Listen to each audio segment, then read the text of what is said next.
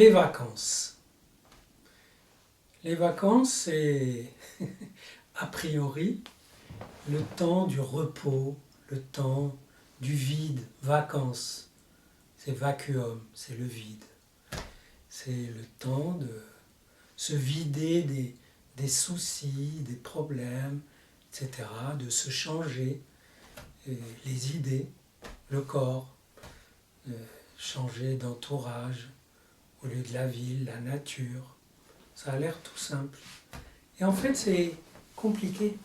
Pour beaucoup, les vacances, c'est vu d'un peu loin, c'est du travail.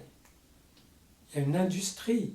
S'il y a une industrie des vacances, une industrie du repos, c'est qu'il faut occuper son temps de vacances. Il faut l'occuper, l'optimiser.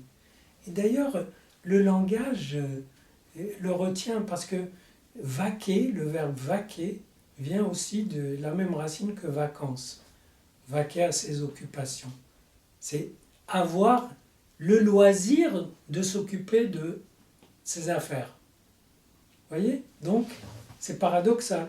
En vacances, vous allez pouvoir enfin vous occuper de vos affaires, c'est-à-dire de vous, de votre être, de votre existence, etc. Donc, de toute façon, il y a un petit appel au travail. C'est-à-dire, avant, vous étiez en train de travailler pour un autre, pour l'institution, pour la société, pour avoir votre fric, pour gagner votre vie. Vous étiez en train de travailler pour gagner de quoi vivre. Et après, les vacances, vous allez pouvoir vivre. Vous voyez ce clivage incroyable. Et de sorte que les vacances, c'est un espace, un temps qui devient assez artificiel. Parce que c'est lors des vacances qu'on va avoir des rapports naturels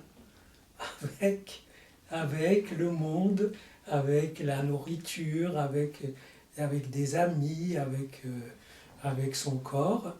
Et c'est pas pensable d'isoler une bulle d'un mois ou de 3 semaines. Et pour certains, c'est 3 semaines. Hein. Vous savez, les vacances, il y a la pression. Bien sûr, depuis qu'on a fait en France les 35 heures, soi-disant, les gens peuvent aller quand ils veulent en vacances. Mais ceux qui ont conçu la loi ont pensé surtout à eux. Eux peuvent aller quand ils veulent. En novembre, en mars, en avril, enfin n'importe quand. Mais ceux qui travaillent et qui font les 35 heures et qui n'arrivent pas à joindre les deux bouts, ils ne peuvent pas aller n'importe quand en vacances. Vous voyez? Donc c'est pas tellement dilué dans l'année, c'est clivé. Il y a des moments de vacances. Avec des paradoxes d'ailleurs incroyables. En été, là où il fait chaud, on va sur la côte où il fait encore plus chaud. En hiver, où il fait froid, on va à la neige où il fait encore plus froid. Moi je me rappelle, j'ai passé mon enfance à Marrakech, on ne parlait pas de vacances en arabe, on dit siyaf. Siyaf, ça veut dire passer l'été. On allait, si on pouvait, passer un peu de temps l'été à la montagne, au bord de la mer. Et donc on allait vers de la fraîcheur quand ça chauffe, quand en ville il fait 40 degrés, ce qui était le cas. Donc la vacance, les vacances, c'est appelé, à mon avis, à être repensé. Parce que et les gens les repensent un petit peu. Ils essayent de prendre des vacances courtes, ils essayent malgré tout de les disperser dans l'année. Ils essayent d'aller ailleurs, de décompresser. Tous les termes qu'on entend sont des termes de machines sous pression qui essayent de décompresser. Et donc, il faudrait qu'on ait un rapport plus familier à la vacance, c'est-à-dire au vide.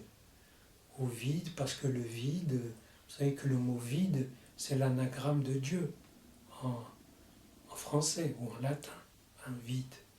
Ça veut dire, le vide, c'est le possible. C'est le possible de l'être.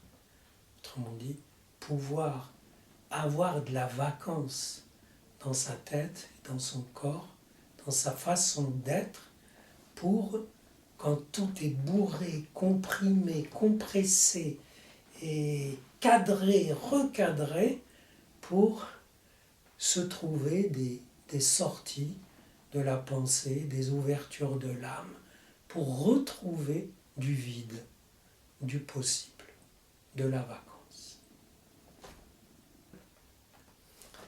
Et très peu sentent que le vide, c'est quelque chose qui vous appelle au possible, qui vous fait fréquenter le possible. Parce que quand on dit « Ah, j'ai réussi à faire le vide, fais le vide dans ta tête », etc., alors à ce moment-là, on ne pense plus, et puis il ne se passe plus rien. Le vide, c'est pas ça. Évidemment, si tout est encombré dans la pièce, faire le vide, c'est créer un peu d'espace pour bouger, pour faire tenir son corps, pour respirer. Mais le but de la vie, c'est pas respirer, c'est avoir du souffle inspiré vers autre chose. Donc, pour avoir de l'inspiration, il faut fréquenter le possible.